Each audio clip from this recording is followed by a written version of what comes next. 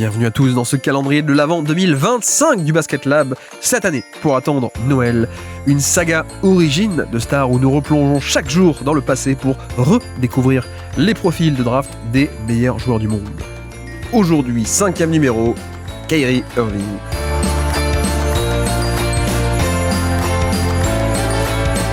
Et pour ceci, nous replongeons dans l'article de Jonathan Givony pour Draft Express, article qui date du 7 décembre 2010, en plein cœur de la saison freshman de Kyrie du côté de la fac de Duke.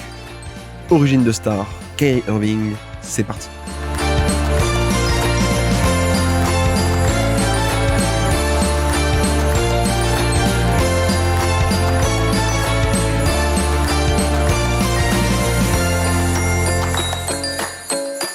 S'il était possible de dire d'un joueur qu'il récite ses gammes absolument parfaitement, Kyrie Irving serait probablement celui qui correspondrait le mieux à cette description actuellement. Productif, efficace, altruiste, excitant, aucun superlatif n'est de trop pour décrire la façon dont Kyrie a joué cette année pour le moment. Il est tout simplement parvenu à reprendre une équipe championne en titre de NCAA, la meilleure attaque universitaire, et à la rendre encore meilleure en qualité d'initiateur principal, de facilitateur et shotmaker. Dominant lorsqu'il le faut, mais tout de même prêt à déléguer pour garder tout le monde content à Duke, et c'est le cas pour l'instant, Irving s'est fondu dans le collectif incroyablement facilement et faisant la transition entre le basket lycéen et universitaire sans effort. Irving score de manière totalement impressionnante, presque 22 points par 40 minutes, ajusté pour le rythme de jeu, mais sans le luxe de pouvoir tenter autant de tirs qu'il le voudrait. Il parvient donc à cette production via une excellente efficacité à l'intérieur, 59%, en rentrant pas moins de 45% de ses tirs à 3 points et se rendant sur la ligne des lancers francs plus de 8 fois par 40 minutes. On ne peut littéralement rien demander de plus que ce niveau de performance, surtout si on considère le fait qu'il n'a disputé pour l'instant en carrière que 8 petits matchs universitaires. Au sein d'une équipe de Duke qui a toujours aimé jouer en transition, Irving accélère le tempo de l'attaque de Duke jusqu'à son paroxysme. Duke joue à un rythme de 7 possessions de plus qu'en l'an passé, 72 possessions par match plutôt que 65, avec Irving reprenant le rôle du bien plus conservateur Jon Scheyer comme l'acteur principal de ce changement. La plus grande partie de l'attaque de Irving provient du jeu de transition, d'ailleurs, d'après Synergy Sport, et il est également extrêmement efficace dans l'exercice. Usant de même beaucoup d'isolation, 23% de son jeu, et de pick and roll, 22%, la façon dont Irving joue ne pourrait correspondre plus à ce qui se fait actuellement en NBA.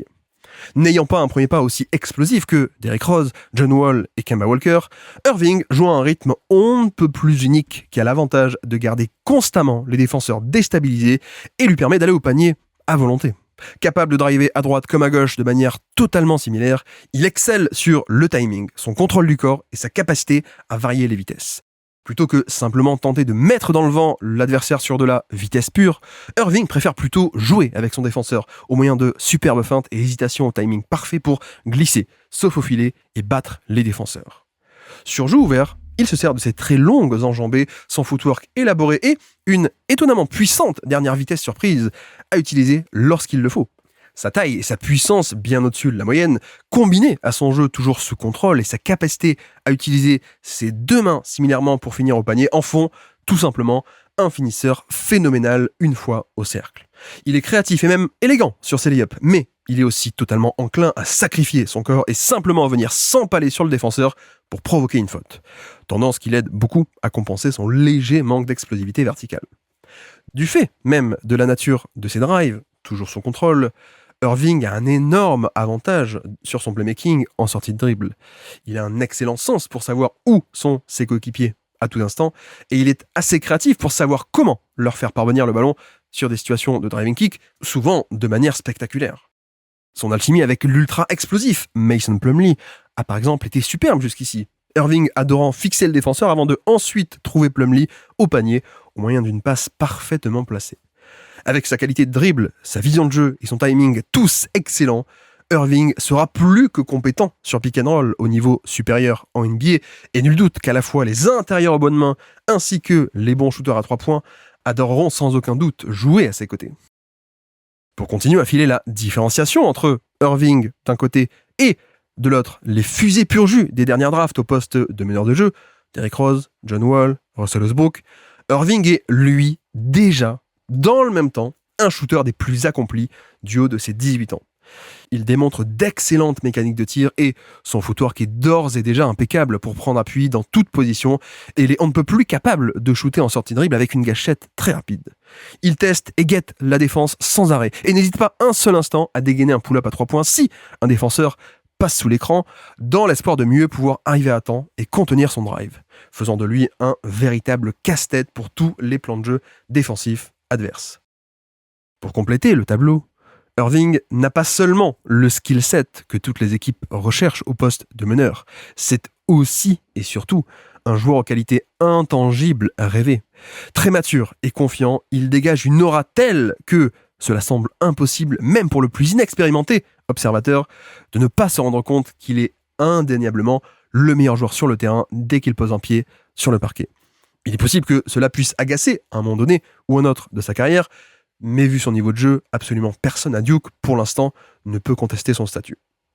Fort heureusement pour l'équipe qui le draftera, Irving est d'après tous les insides dont on dispose, un joueur sérieux, très compétitif, intelligent des deux côtés du terrain, intelligent sur et en dehors du terrain, avec une éthique de travail fabuleuse et une mentalité de gagnant. Il parle, mais il assume et répond présent. Le type de prospect sur lequel toute équipe NBA rêverait de pouvoir dépenser un très haut choix de draft. Irving est déjà un des meilleurs distributeurs de NCAA, se classant très bien à la fois sur la statistique du PPR et du ratio assist-turnover. Mais il est seulement en train d'effleurer la grandeur de son potentiel de créateur sur demi-terrain. Bien qu'il soit un passeur très enclin et altruiste, la balle peut avoir tendance à rester entre ses mains un tantinet trop par moment, et il est parfois coupable de certains déchets évitables. Son taux de perte de balle, 24%, est sans doute plus élevé que ce que Coach K ne souhaiterait, mais au vu de son âge, sa faible expérience et à quel point il a été pourtant responsabilisé cette saison, cela semble logique d'essuyer quelques difficultés normales d'apprentissage. La question reste comment Irving et ses coachs s'adapteront lorsque Duke se retrouvera inévitablement sur une période un peu plus creuse de la saison et forcé de s'ajuster sur le moment. Les coachs adverses vont d'ailleurs peut-être décider à un moment donné de la saison de l'acculer agressivement pour voir comment Irving se montre capable de réagir à de telles pressions. Défensivement, Irving n'aura aucun problème d'un point de vue physique en NBA avec sa bonne taille, puissance et vitesse latérale, même si sa longueur de bras ne sera pas si bluffante que ça lorsque mesurée lors du combine. Il est, de ce côté-ci également, bien plus avancé que la majorité des freshmen, jouant avec une bonne intensité, d'excellents fondamentaux et démontrer un superbe timing même sur les lignes de passe. Comme tous les freshmen, il a parfois du mal à défendre loin du ballon et il peut se montrer impatient sur de longues possessions universitaires en ne tenant pas totalement sa bonne posture défensive tout le long. Mais tout ceci sont des défauts mineurs probablement facilement corrigibles sous les ordres d'un des coachs les plus respectés de la planète basket, Coach K. En définitive, Kyrie Irving est clairement un prospect d'élite qui se rajoutera à la liste déjà longue des meneurs de jeu talentueux foulant les parquets NBA de nos jours.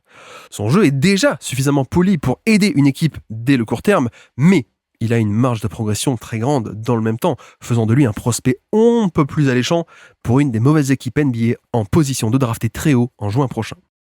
Pendant que son très bon ami, Harrison Barnes, n'arrive pour l'instant pas à faire assez pour justifier son statut de potentiel first pick annoncé, Irving semble d'ores et déjà le successeur désigné pour siéger sur ce trône-là. Il a d'ailleurs en effet pris cette place dans notre mock draft actuellement, même si nous sommes encore très loin du moment où cette décision se prendra en juin prochain.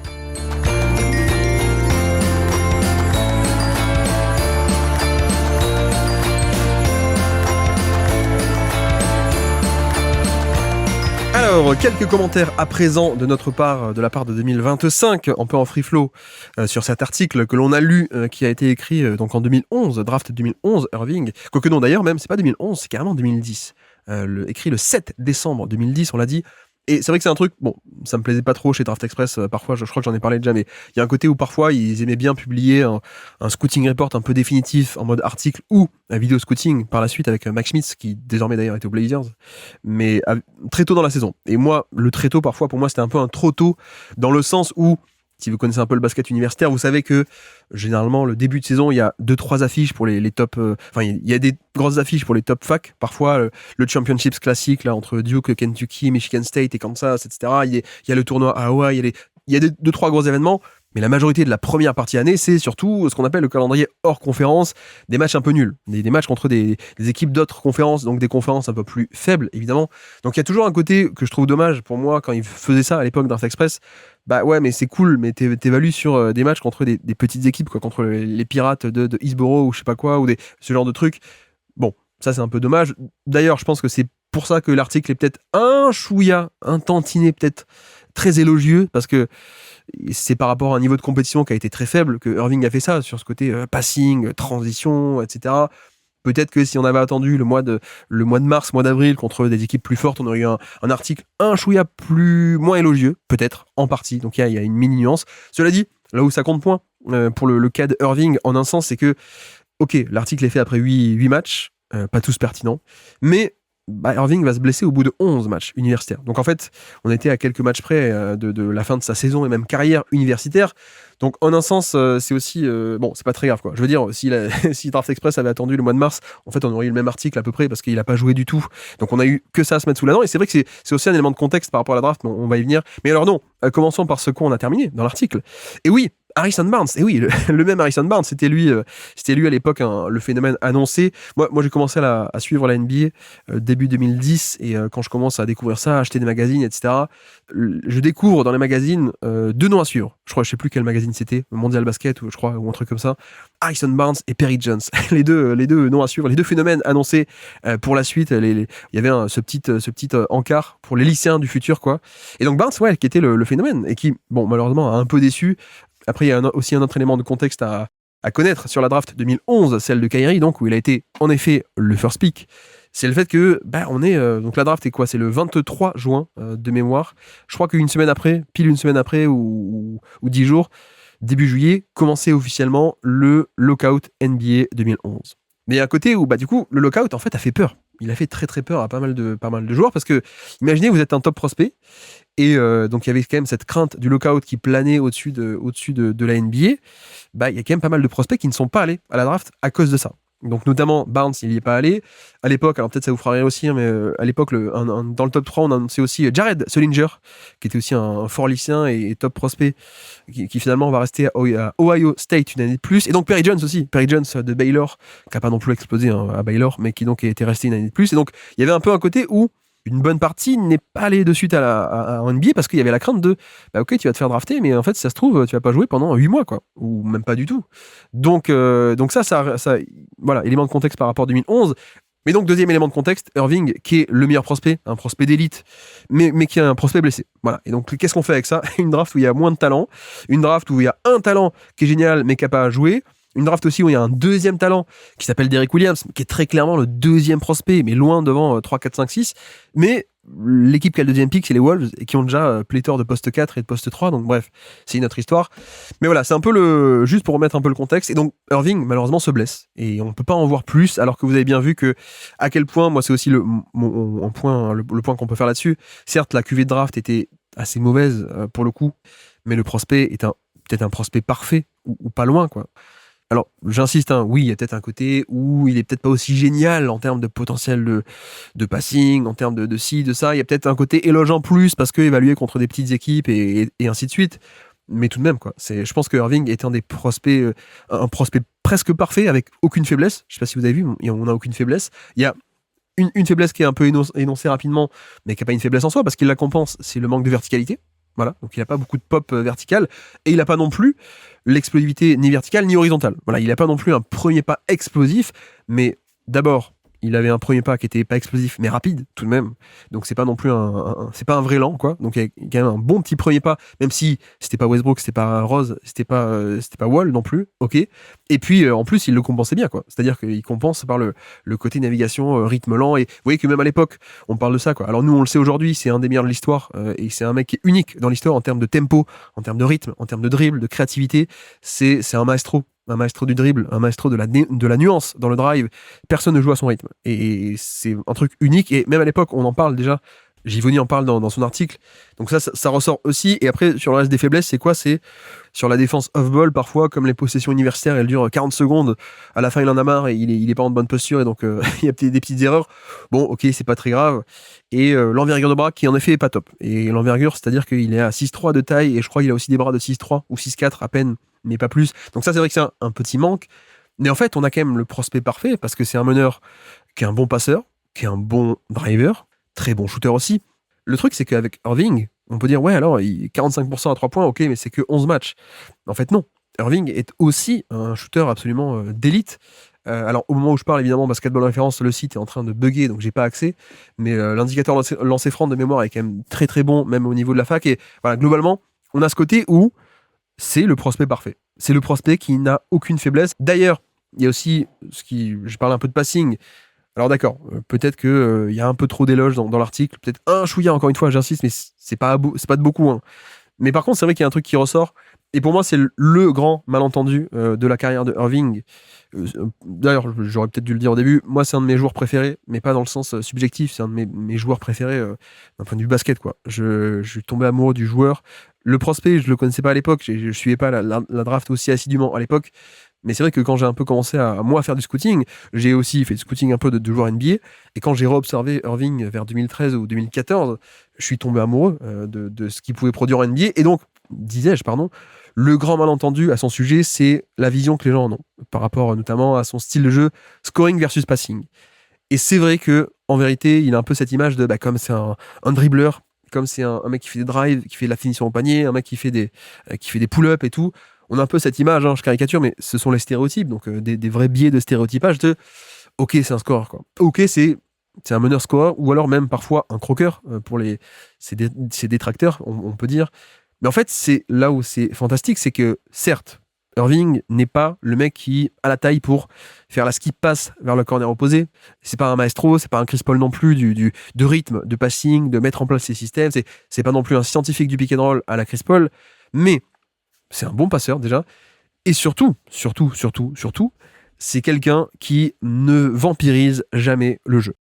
Et ça, pour moi, c'est presque le point principal de la carrière de Irving. Alors, j'exagère un peu, hein, le principal, c'est à quel point il s'est bien scoré, mais c'est peut-être là où il y a le plus grand malentendu, j'ai envie de dire, où je pense que les gens le voient comme, c'est un scoreur et pas plus, alors qu'en fait, c'est un mec qui... Il n'y a pas des hauts total d'assists par match, mais il vampirise pas le jeu, c'est-à-dire qu'il ne va pas garder la gonfle pendant des tonnes de temps. Il a un côté jeu sans ballon, qui est hyper appréciable. D'ailleurs, ça c'est quand même bien confirmé. On a bien vu que si le mec ensuite a été capable de jouer à côté de LeBron James, à côté de notre ami Kevin Durant et Harden du côté chez les Nets, ou aussi à Boston, hein, d'ailleurs, au passage, même si à Boston il y a moins de grands stars, mais tout de même. Et puis à côté de Doncic à Dallas, c'est qu'il y a tout de même un aspect qui n'est pas, entre guillemets, pas normal chez lui. En tout cas, il y a un décalage entre à quel point il est bon score, notamment balle en main, et à quel point il est enclin à lâcher la balle. Et ça peut étonner, et une nouvelle fois, ça ne correspond pas un peu au stéréotype et à ce cadre-là d'habitude de profil de joueur. C'est, avec Irving, il y a ce truc génial c'est un scoreur qui peut être génial balle en main, mais qui ne vampirise pas du tout le jeu, il ne ramène pas tout à lui. Il n'a jamais, d'ailleurs, été un mec héliocentrique.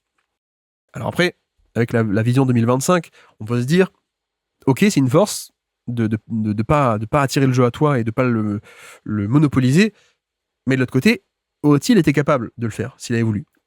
Dans le sens, est-ce que si on te place dans un contexte à la Russell Westbrook OKC, à la James Harden Houston ou à un triangle Atlanta, est-ce que si on te demande d'être justement héliocentrique, est-ce que tu es capable? Historiquement, on a vu qu'il est peut-être pas trop capable de faire ça. Donc, c'est vers à moitié vide, à moitié plein, on peut dire. C'est-à-dire que, ok, c'est bien parce que tu peux jouer parfaitement à côté d'autres stars, ça c'est très bien. De l'autre côté, parfois des contextes où tu as peut-être plus besoin, où l'équipe aurait peut-être plus besoin que tu encaisses plus de volume, tu prennes toutes les décisions, etc. Il a jamais, en tout cas de facto, il a jamais fait. Donc voilà, ça c'est peut-être le verre à moitié vide, peut-être. Je pense que c'est aussi voilà, il y a un grand malentendu à ce propos du côté de Boston, notamment la période de Irving à Boston. Il y a ce côté-ci où les gens pensent qu'il voulait son équipe, alors qu'en fait, non, c'est pas trop ça. Pour moi, je le rappelle à chaque fois, mais je pense que Irving s'est juste barré un an avant être abandonné par LeBron dans un champ de ruines, quoi. Il veut se barrer en 2017 parce qu'en 2018, il sait que LeBron va se barrer en free agency. Il a pas envie de rester dans le champ de ruines qu'il y aura après lui. Donc il se fait transférer à Boston. Et à Boston, il n'y a pas du tout un côté, non, Irving voulait son équipe, mais les jeunes ont émergé. Bon, il y a eu des problèmes de vestiaire. Mais en fait, non, dans le jeu, c'est un mec qui, reprenant le fil, pardon, un mec qui a toujours été génial de ce point de vue-là, quoi. Donc ça, c'est sa vraie force, et même en tant que meneur, pardon, disais-je, jamais des très hauts total de passes par match, mais un vrai meneur gestionnaire à l'ancienne. Et là encore, ça ne correspond pas du tout au stéréotype du meneur-scoreur. Oui, un peu le truc, quoi. En général, quand on parle de meneur-scoreur, on dit, bah non, lui, il est pas passeur, il est pas meneur dans l'âme, quoi. Alors que, justement, moi, je trouve que c'est précisément à quel point est-ce que c'est un prospect parfait, Irving, c'était par rapport à ça. Il est totalement enclin à lâcher la balle, premièrement, et deuxièmement, c'est aussi un vrai meneur de jeu à l'ancienne. Ce que ne sont pas tous les prospects d'aujourd'hui, parce que le jeu a changé, il n'y a plus besoin de ça, mais Irving, il grandit encore dans une NBA où il est dans un basket plus avant 2011 et 2010, au lycée, etc. Mais le jeu, c'est encore un peu plus fixé, un peu plus figé. Et il y a le côté le meneur à l'ancienne. Le rôle de meneur était encore un peu à l'ancienne, gérer la boutique, remonter la balle, appeler les systèmes. Et ça vraiment, ça, j'insiste, hein, il en parle pas trop là dans l'article, mais pour l'avoir scouté très tôt dans sa carrière, moi, en NBA, on le voyait. On le voyait, et c'était pour moi une de ses grandes forces un peu méconnues, mais ce mec est un vrai gestionnaire. Il n'a pas l'air, parce qu'il prend des pull-ups, donc il ressemble pas à Chris Paul, mais c'est un mec qui peut gérer le tempo d'une équipe, qui dirige le trafic, qui peut annoncer les systèmes, un vrai initiateur, qui va au-delà du simple, comme aujourd'hui on a beaucoup en NBA, des meneurs un peu playmakers, qui peuvent faire les actions, mais gérer la boutique, ils savent moins faire. Irving, il savait faire ça dès le début, d'où ce profil vraiment assez impressionnant déjà qui casse un peu les stéréotypes et qui en fait est très bon partout, quoi. Peut-être pas le côté héliocentrique, mais ça, en 2011, il n'y avait pas trop en tout cas. Mais en fait, c'est le mec que tu peux mettre dans n'importe quel rôle. Tu dois prendre beaucoup de volume, tu peux. Tu dois jouer à côté d'autres créateurs, tu peux. Tu dois gérer un peu, faire un peu la gestion de jeu, remonter la balle, faire ce genre de choses, tu peux aussi. Etc. etc. Voilà, ça, il peut le faire, il pouvait le faire, et il l'a fait. Après, de l'autre côté, est-ce que le regret pour beaucoup, et peut-être pour moi un peu, j'avoue, c'est bah mince, t'as jamais eu trop l'occasion, mais t'as jamais eu non plus trop cherché à déclencher et obtenir des situations un peu de héliocentrisme. Ça, c'est peut-être un peu le regret, on va dire, théorique, mais parce que je pense peut-être qu'il ne pouvait pas faire ça. Donc c'était pas son jeu, il était pas fait comme ça, peut-être, en un sens. Et je dis ça parce que je pense qu'il a jamais vraiment une situation claire dans laquelle faire ça. Peut-être la seule situation où il y a, entre guillemets, pas de star à côté, c'est Boston au début, mais c'est un Boston des systèmes de Brad Stevens. Donc c'est pas exactement le type de système dans lequel tu vas arriver et prendre tous les ballons, faire que des pick and roll, etc., quoi. Donc ça, voilà. Mais de l'autre côté, disais-je, pardon, il n'a jamais eu non plus 14 000 opportunités d'avoir son équipe et personne autour. Mais il y a aussi des joueurs qui, même quand ils n'ont pas l'opportunité, ils la prennent ou ils la créent.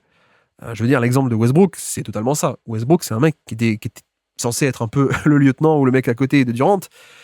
On a bien vu qu'il ne s'est pas contenté de ça.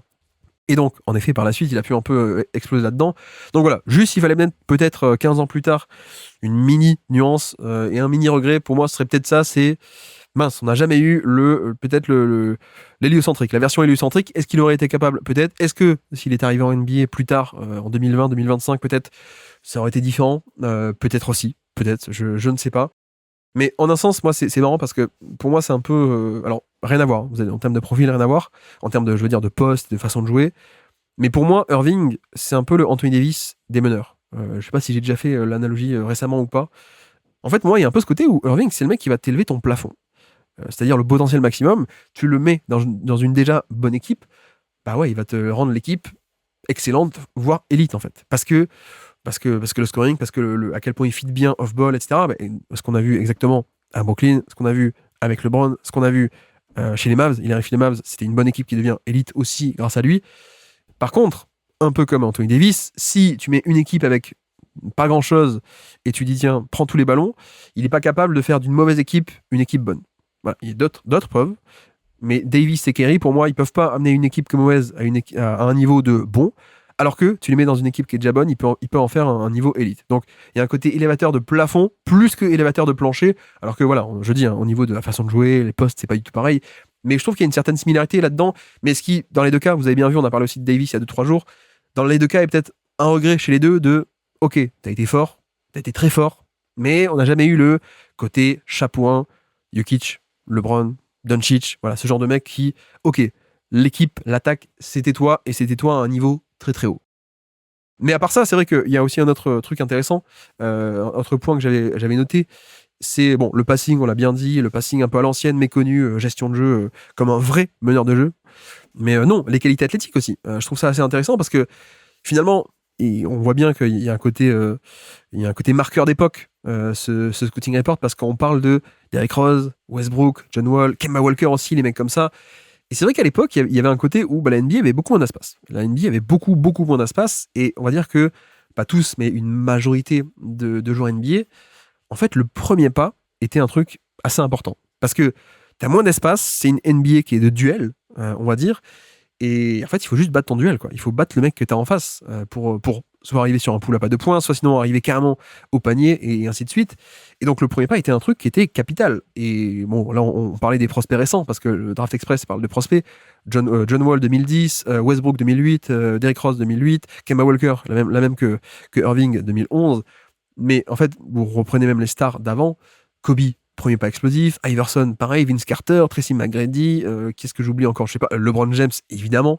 Il y a eu peut-être 2 ou 3 exceptions, mais vous voyez, même un mec comme Manu Ginobili, dont on parle beaucoup du changement de rythme, changement de direction. Mais en fait, même de base, il y avait quand même un premier pas qui était là, quoi. Qui était là pour faire la différence.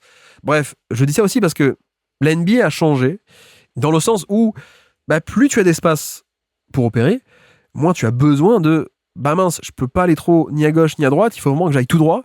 Et donc pour aller tout droit, il faut que j'aille plus vite que l'adversaire. La façon de John Wall, la façon d'Eric Rose.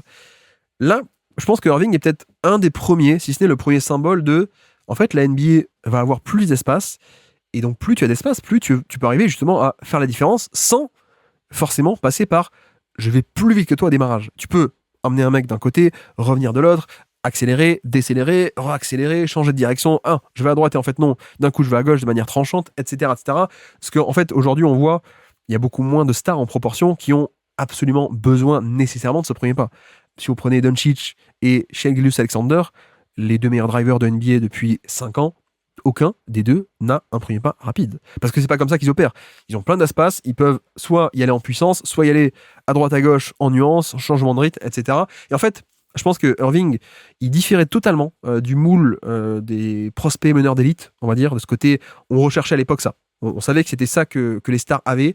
Et pour le coup, vous prenez un peu les scouting reports de Draft Express, jusqu'à finalement 2011, 12, 13, 14, il y a quand même beaucoup cette présence qui est partout dans les scouting reports de le premier pas. Le premier pas, c'était un élément qui était capital, quoi, dont on parlait beaucoup dans les scouting reports de Draft Express. C'était est-ce qu'il a le premier pas ou est-ce qu'il l'a pas? Et c'était un peu, pas dire que ça faisait tout, mais ça faisait beaucoup. C'était un truc sur lequel on s'attardait. Aujourd'hui, c'est beaucoup moins une préoccupation d'un scouting report en 2025, parce que aujourd'hui, tu n'as pas nécessairement besoin de cette vitesse pure pour faire la différence. Et donc voilà, Irving est un peu, je trouve, un des premiers là-dedans, sachant que lui, il le faisait dans des espaces qui étaient beaucoup plus petits que SGA et Doncic aujourd'hui, quoi. allez revoir les premiers drives de Irving, il le fait dans des espaces de 2011, 2012, 2013, voilà, c'est pas pareil, quoi. Donc, mais bref, je trouve que c'est aussi un bon symbole de ça, c'est rare quand même, c'était rare d'avoir un mec qui était pas explosif, premier choix de la draft, ou à ce point coté en termes de prospect d'élite. Et puis après, moi, il y a un autre point que je trouve assez intéressant sur son cas, et à un moment donné, l'article parle du fait que, alors c'est déjà un produit suffisamment poli, je crois que le terme est comme ceci, mais il a aussi une marge de progression très grande, et c'est ce qui en fait un joueur, un prospect aussi intéressant. Mais je suis pas trop d'accord en fait, je suis pas forcément d'accord. Pour moi en fait, Irving était un produit fini quand il est arrivé en NBA.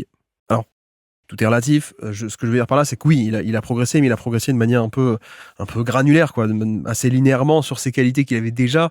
Oui, il était meilleur, par exemple, au shoot en 2024 qu'il a pu être peut-être en 2012 quand il est rookie. D'accord, peut-être, il est devenu encore meilleur au drive, etc., etc. Mais finalement, pas tant que ça en fait, pas des tonnes en tout cas. C'est pas du tout le cas de tiens, on a un mec, voilà, prenons Anthony Davis encore une fois. Lui, on a bien décrit à quel point c'était beaucoup de théorique, beaucoup de tiens, il y a un petit jump shot potentiel, il y a un petit drive potentiel, et qu'en effet, tout ceci c'est accompli de manière assez grande. Pour moi, on n'a pas trop ça avec Irving, hein, et que, en fait, c'est sur le côté marge de progression immense que je trouve, non, je suis pas trop d'accord. C'est-à-dire qu'il n'y avait pas tant que ça de marge de progression, mais aussi pourquoi? Parce qu'il était, en fait, déjà très, très, très fort en l'état, et presque déjà, donc, un espèce de produit fini en termes de qualité basket. Donc voilà, forcément, en fait, quand tu es déjà, je sais pas moi, j'exagère un peu, mais quand tu es déjà accompli à 85%, il reste pas beaucoup de marge de progression, quoi. Il reste que 15% restant. Alors qu'il y a des prospects qui arrivent, ils sont à peine accomplis à 45% ou à 30% de leur potentiel. Et donc oui, il reste 70% de marge de progression. Mais je pense que c'est pas trop le cas pour Irving. Il n'y avait pas tant que ça de marge restante au moment de sa draft, mais parce qu'en fait, il démarrait déjà de très très haut, quoi. Peut-être même un des prospects les plus, j'aime pas trop le terme NBA ready, mais en fait, juste un des plus forts, en fait. Un des plus forts à son âge. D'ailleurs, je m'excuse pour les répétitions, pour les auditeurs assez fidèles, mais Irving est une des exceptions à ce fameux truc qu'on dit à chaque fois de les jeunes porteurs de balles ne sont pas efficaces. Voilà, il y a toujours ce truc de les jeunes porteurs de balles ne sont pas efficaces. Vous prenez même Luka Doncic est moins efficace que d'habitude, même LeBron James est pas efficace autant que par la suite, même Ja Morant ou même d'autres prospects d'élite au poste de meneur, je veux dire Derrick Rose ou John Wall ou tout le monde en fait. Et tout le monde, quasiment tout le monde, sauf 2-3 exceptions, Curry. Mais parce que Curry, 3 points, et en plus Curry était plus vieux pour le coup, mais voilà, 3 points délirants. Haliburton, parce que, Haliburton, quoi, c'est évidemment une exception en termes d'efficacité, c'est la folie, Haliburton. Et le troisième, il s'appelle Irving. Et la différence avec Haliburton, c'est que Haliburton, c'était un petit volume. Irving, il arrive d'entrée de jeu, en NBA, gros volume, c'est son équipe. Il arrive pour dire aussi, et d'ailleurs, j'ai pas raconté ça, j'ai parlé un peu du contexte de la draft, Harrison Barnes, le lockout, etc. Anecdote, Irving est un pick des Clippers à la base. Et oui, sauf que à la base, on est quelques mois avant la draft et les Clippers, il y a un échange entre Cavs et Clippers. Pourquoi ? Parce que les Clippers veulent plus de Baron Davis, donc ils veulent l'envoyer du côté des Cavs. Et en échange, ils veulent Mo Williams. Mais sauf que les Cavs aussi arrivent à négocier parce que Baron Davis était plus top. Donc les Clippers ont été obligés de mettre, pour vendre un peu ce package et pour se débarrasser de Baron Davis, ils mettent leur premier pick de draft à venir, 2011, non protégé.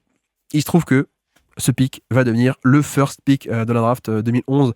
Pour ça que techniquement, Kyrie est le pick des Clippers, c'est que le pick des Cavs, qui eux-mêmes étaient nuls, c'est le quatrième, c'est pas le premier, c'est celui qui est tombé quatrième, Tristan Thompson. Mais en fait, donc, pardon, je dis pourquoi ? Parce que oui, les Cavs sont une mauvaise équipe quand même, quoi. Pourquoi ? Parce qu'on est pile un an après le départ de LeBron, en fait. Il part l'été 2010, LeBron. Et donc, il y a une année qui est absolument catastrophique où Mo Williams, qui est le lieutenant de LeBron, est encore là, un meneur-shooter.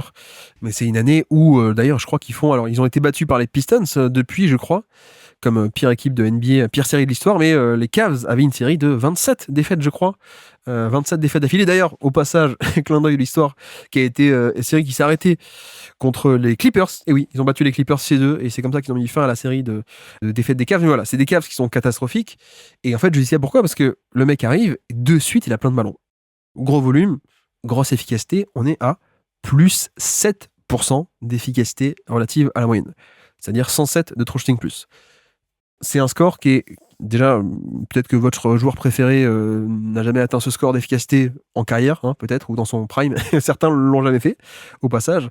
Mais faire ça en tant que rookie porteur de balle et de 19 ans, c'est absolument fou. C'est complètement dingue. À ce point jeune et à ce point avec un haut volume, c'est un truc que ni Curry ni Haliburton n'a fait, pour le coup. Et Irving, lui, il l'a fait. Et c'est pas juste que... Voilà, il y a un côté où d'habitude les jeunes porteurs de balles sont, même un mec comme Stephen Castle que j'aime beaucoup par exemple, mais même l'an passé il était à quasiment moins 9 ou moins 10% relatif à la moyenne. Voilà, mais c'est normal. Tous les jeunes porteurs de balles sont autour des moins 10, moins 5, un peu cette zone. Non seulement il n'était pas inefficace à moins 10 ou moins 8 ou moins 5, il n'était pas non plus à seulement plus 2, plus 3, plus 4%, il était à plus 7. Plus 7% d'efficacité relative à la moyenne. C'est la folie. Voilà, c'est la folie Irving. Et même, je crois, il y a des matchs. Il y a un match à Boston, il met un game winner contre les grands Celtics, etc. Enfin, en fait, il y a ça aussi. C'est-à-dire que, ok, il a pas tant que ça progressé entre 2012, rookie, et la suite, mais parce qu'en fait, il arrive déjà très fort. Donc bref, premier point sur à quel point il était précoce. L'autre, c'est aussi par rapport à l'efficacité, où en fait, il poste des efficacités qui sont quand même géniales. Hein. Lui, j'ai déjà un peu fait l'échelle des efficacités qu'on aime bien, c'est-à-dire, voilà, DeRozan, Westbrook et tout, c'est autour du niveau moyen de NBA. On a des stars qui sont à plus 4, plus 5, c'est déjà un premier palier. On a des stars qui sont à plus 10. Là, on est sur une poignée, même pas par saison, et depuis 20-30 ans, on n'a pas beaucoup non plus. Et puis après, il y a le palier plus 15, Harden, plus 20, c'est Jokic, Curry, etc. Irving, c'est un mec qui était au plus 10, quoi. Après, il y a un côté où Est-ce que vraiment on a débloqué parfaitement et totalement le potentiel de Irving? Je ne sais pas. Et on arrive aussi peut-être au truc facile de ce qu'on peut faire avec beaucoup de meneurs de cette génération, mais la comparaison avec Curry. Moi, j'avoue que j'étais très très très grand fan de Irving dans une espèce de bataille Kyrie contre Curry. Pendant assez longtemps, j'étais plutôt côté Kyrie, mais c'est vrai que bon, ensuite Curry a explosé, etc. Mais en vérité, je pense que Kyrie était quand même capable d'atteindre les pics. Il aurait peut-être en théorie été capable d'atteindre les pics que Curry a atteint, c'est-à-dire pas juste à plus 9, plus 10 d'efficacité parfois, des pics déjà fantastiques. Hein. Je répète, ce sont déjà des pics fantastiques. Pour un tel volume de responsabilité, pour des gros volumes, être à plus 7, plus 9, plus 10, c'est déjà la folie. Mais c'est vrai que Curry, c'est un mec qui va chercher les meilleurs de l'histoire, quoi. Qui est littéralement le meilleur de l'histoire. Des plus 24%, des plus 20%, des plus 18 ou des trucs comme ça. Et il y a un truc qu'on peut dire de Irving, qu'on peut aussi dire de Lillard, même si Lillard a peut-être fait un peu plus, c'est le reproche qu'on leur fait, c'est qu'ils n'ont pas été Curry, en fait.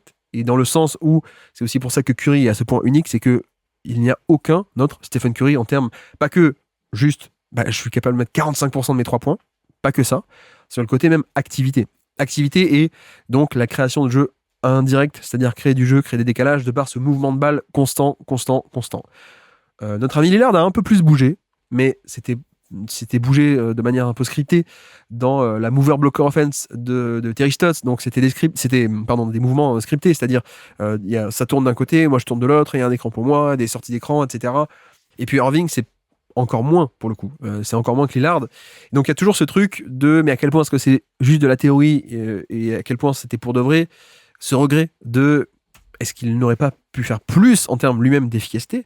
Bon, son jeu, c'est aussi de prendre des pull-ups et il les prend. Mais en soi, c'est pas des tirs qui sont toujours géniaux. Là où un Curry, il en prend, mais de manière un peu plus organique. Et c'est moins le côté isolation pull-up, crossover, step back, etc. Quoi. Curry, il peut le faire. Hein. Il peut le faire quand il faut punir un switch. Mais c'est pas le sel de son jeu. C'est un peu plus le sel du jeu de Irving. Donc il y avait un côté où c'était un peu le futur déjà. D'ailleurs, on retourne un peu sur le thème de Davis. Irving, c'était un peu le futur aussi déjà. Le côté pull-up à 3 points, le drive dans l'espace, etc. Mais pas totalement. Pas autant qu'on aurait pu vouloir, pas autant que Curry ne l'a été. Et je fais le même reproche à Lillard, ce qui est injuste, parce que quand tu fais un reproche de t'as pas été comme Curry, bon, il y a d'autres trucs pires dans la vie que d'avoir ça comme reproche. Mais vous voyez qu'il y a ce truc, quoi. En termes d'efficacité, il aurait pu faire plus et mieux, en termes de sélection de tir, en termes de à quel point il était utilisé, mais aussi en termes de moteur d'attaque. La différence aussi, c'est que Curry, il peut faire des passes de pick and roll, il peut faire un driving kick, etc. Mais Curry, sa principale valeur de création collectivement, c'est comme il bouge beaucoup, il attire des 3 défenseurs dans le périmètre très loin, donc ça libère le panier, ça libère des surnombres dans le dos de la défense, etc. C'est ça, Curry. Curry, c'est pas tant que ça. Ah tiens, je fais des passes de pick and roll, où je mets des pull-ups à 3 points, d'accord, mais en fait, c'est sa menace, sa gravité. Et Irving, ça, on l'a jamais vraiment trop exploité. Et c'est un peu dommage parce que je pense qu'il aurait pu lui-même scorer plus efficacement et aussi être un meilleur moteur d'attaque. Et donc c'est là où Irving n'est qu'un élévateur de plancher pour moi, pour des standards de superstar. On ne compare pas au commun des mortels ou de la NBA, mais là où Irving n'est qu'un élévateur de plafond, mais pas tant que ça de plancher, Curry non. Curry, vous lui mettez 2-3 bouts de bois, il élève ton plancher, en plus il élève plus que quasiment quiconque en NBA, dans l'histoire de la NBA. Il prend une équipe nulle et il en fait une équipe bonne, très bonne, ou élite, de par son simple création de jeu indirect, quoi. Donc voilà, ça c'est un reproche, mini peut-être. Il y a un côté, mince, t'as jamais vraiment été totalement héliocentrique, et de l'autre côté, t'as jamais non plus été totalement un peu déverrouillé le jeu off-ball à la Curry. Après, on peut se dire aussi, peut-être que la force d'Irving, c'est justement d'avoir trouvé un peu le juste milieu. Parce que là, littéralement, je fais un peu les deux reproches inverses. C'est-à-dire, t'aurais pu prendre plus de ballons et garder plus la balle et faire plus balle en main, et dans le même temps, t'aurais pu aussi bouger plus sans la balle. Je pense que les deux modèles auraient été intéressants, mais on voit bien s'il est un peu, entre guillemets, déficitaire dans les deux, c'est qu'il a peut-être trouvé aussi ce bon compromis entre avec la balle et sans la balle. Mais je pense qu'il y a aussi un côté où, en termes de mentalité, pas que de jeu, mais mentalité, Curry est totalement, il s'en fout, quoi. Curry, il peut être sans la balle, il peut courir toute la journée sur le terrain, il s'en fiche. Aussi le contexte motion offense des Warriors, aussi le contexte de Draymond Green à côté, ça compte peut-être. Mais je pense que Irving n'était pas fait de cette façon-là. Irving, pour aussi efficace qu'il puisse être, et pour aussi pull-up à 3 points, et pour aussi moderne qu'il puisse être sur certains aspects, c'est quand même un peu le mec entre guillemets old school, quoi. Un peu le mec, d'ailleurs, c'est le streetball, c'est-à-dire le symbole aussi des années 2000, hein, ce côté streetball. C'est le mec qui fait Uncle Drew, sa pub iconique. C'est voilà, c'est un peu ça quand même. C'est son duel avec c'est Brandon Knight, je crois, sur le match des rookies sophomore, là où il fait des crossovers de l'espace pendant 5, 6, 7 possessions. Il y a ce truc un peu, je vais pas dire de paradoxal, mais qui est un peu opposé entre il avait des caractéristiques pour être un peu le futur comme Curry l'a été. Et de l'autre côté, il y avait aussi ce jeu et cette mentalité un peu d'avant, quoi. Un peu Kobe, un peu ce genre de choses. D'ailleurs, je crois qu'il était très proche de Kobe en termes d'amitié, mais même de façon de façonner son jeu, etc. Donc voilà, c'est peut-être le reproche, c'est t'as pas été méga héliocentrique où t'aurais pu avoir ton équipe, avoir tous les ballons à la Harden et produire beaucoup en tant qu'élévateur de plancher. Et t'as pas non plus été Curry. Bon, c'est des mini reproches, hein, pour le coup, mais la carrière est quand même assez fantastique. Et je pense que justement, je parlais un peu de le juste milieu entre ces deux. C'est peut-être un des meilleurs exemples de jeu on et off ball, hein, parce que autant vous voyez, Lillard a plus couru, Lillard a plus bougé off ball en début de carrière, on va dire, ou même en milieu de carrière. Autant après, Lillard est devenu un peu secrètement un mec héliocentrique et qui bougeait pas tant que ça, et ainsi de suite. Alors que Irving est peut-être dans l'histoire un des, ou le meilleur symbole de le vrai on et off ball. Le vrai non vampirisateur de jeu, le vrai parfait équilibre entre les deux. Alors certes, c'est pas Curry, mais c'est peut-être parmi les stars, parmi les superstars, un mec qui accepte à ce point de jouer off-ball mais qui est aussi capable dans le même temps de jouer on-ball. Il n'y a peut-être pas tant que ça d'exemples. Et puis, dernier élément, j'ai parlé d'un côté prospect parfait. Et je maintiens, je pense que le prospect était pas loin d'être parfait. En tout cas, quand on lit un scouting report, il n'y a aucune faiblesse. Et c'est vrai que, comme dit, moi j'ai refait moi-même son profil quand j'ai commencé à faire du scouting, etc. J'ai scouté les Cavs 2014, donc avec Irving 2014. Et je suis arrivé à cette impasse de, en fait, il n'y a pas de faiblesse, mais alors pourquoi c'est pas le meilleur joueur de NBA? Et, et c'est vrai que ça peut paraître étonnant, mais tu te dis, tu fais le listing, tu fais le scouting report, tu dis, alors ça il est bon, ça il est bon, ça il est bon, ça il est bon. Faiblesse, ouais, peut-être si on veut titiller, on veut chercher la petite bête, ok, il y a ça qui est un peu moyen, peut-être, et encore, peut-être ça, mais encore c'est un truc mineur du jeu. Donc en fait, si le profil est parfait, mais alors pourquoi il y a des joueurs plus forts que lui? Ça paraît bête, hein. Et je pense que c'est aussi l'exemple, un des exemples parfaits là-dessus. Je pense Irving, l'autre qui m'a aussi, à une époque où je commence un peu le scouting et tout, donc tu comprends pas trop, et donc tu te poses des questions. C'était Chris Paul qui est un peu comme ça aussi. Chris Paul, tu fais scouting report, tu dis en fait il est parfait partout. Mais alors pourquoi c'est pas le meilleur joueur du monde? Parce que justement, je pense que Kyrie et Chris Paul sont les meilleurs exemples de le scouting, c'est pas que du listing. C'est pas que ce phénomène de listing qu'on a un peu de alors ça, il fait ça, il fait ça, il fait ça, ça il le fait bien, ça il le fait pas bien, etc.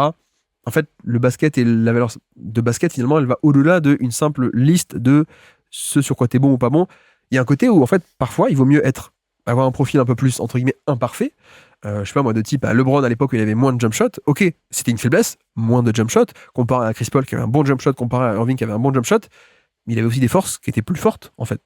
Donc c'est là où vous voyez un peu ce côté, parfois quand on commence le scouting, on fait ça. On observe, on fait un espèce de phénomène de listing et un peu binaire, quoi. Un peu, alors ça, est-ce qu'il est bon ou pas bon? Ok, il est bon.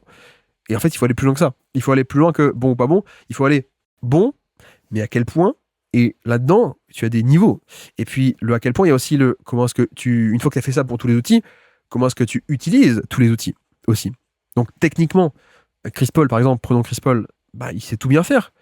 Mais dans la théorie, en fait, il y a un truc qui n'apparaît pas quand tu fais juste la liste de forces et faiblesses, c'est, tiens, il est efficace au panier, ok. Ah, mais en fait, il n'y va pas tant que ça au panier. En fait, il est hyper efficace aussi parce que il n'y va pas au panier. Et en fait, il est efficace au panier, mais parce qu'il force pas la décision. Alors que peut-être que LeBron, il va connaître un peu plus de déchets au panier, mais parce qu'en fait, il va connaître du déchet parce qu'il va tenter. Et que les actions jackpot, il les fait, LeBron.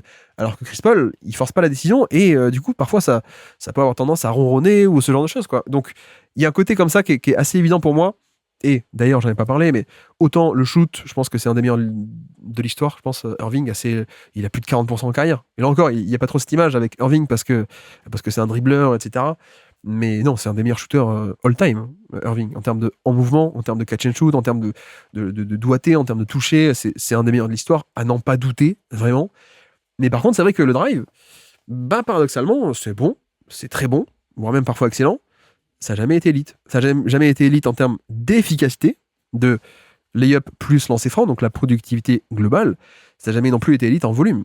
Donc là encore, si on ne s'intéresse que à, entre guillemets, l'efficacité ou si t'es bon ou pas, tu vois pas ça. Mais quand tu creuses un peu plus, tu dis, comment est-ce que le jeu est réparti ?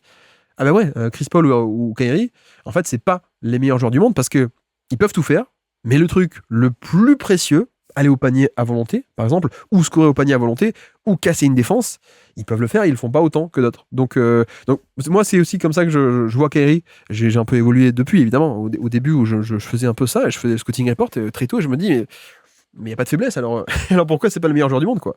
Et parce qu'en fait, c'est un peu plus complexe que juste ce phénomène de listing. Mais bref, voilà un peu pour Irving, qui, je le répète, hein, mais moi, c'est un de mes joueurs préférés. Vraiment, mais pas d'un point de vue subjectif, d'un point de vue, je vais pas dire objectif, mais sur le côté basket, quoi. C'est pas, j'adore le joueur ou l'homme, et donc je suis attaché subjectivement, c'est trop beau quand il joue et tout, même si c'est sympa. Mais c'est un de mes prospects, un de mes joueurs préférés sur le plan basket, parce que moi, cette espèce de combo caché, en fait, c'est un mec de crossover pull-up, mais qui secrètement est un gestionnaire qui peut gérer la boutique, qui est un distributeur, qui gère le tempo de son équipe, qui annonce ses systèmes. Ça, j'adore. Le mec qui vampirise pas le jeu, le côté on et off ball, le côté toujours efficace, le profil aussi. Comme on a dit, le profil est parfait, quoi. Mais voilà. Bref, ça nous fait un bon podcast encore, plus long que prévu, encore une fois. En même temps, c'était Kyrie. Je lui dois bien ça. Voilà à peu près pour le cas de Kyrie Irving pour aujourd'hui. Et on se retrouve demain pour un prochain Origine de Star.